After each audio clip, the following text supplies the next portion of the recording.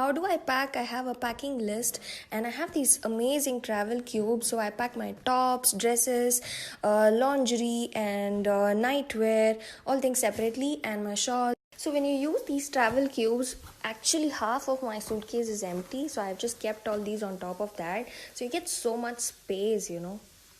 So once I arrange my shawls, jackets on top of that, then you get so much of space. And yeah, here I have all the eatables. Yeah, I do carry some snacks and eatables when I travel for emergencies.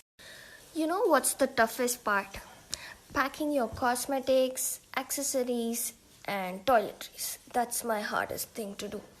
So these are some of the accessories that I recently bought. Some of them I bought, so this is my toiletries, cute little bag with small travel-sized bottles where you can fill them up. And this is my cosmetic bag. This is huge. Oh God, this is wasting my space.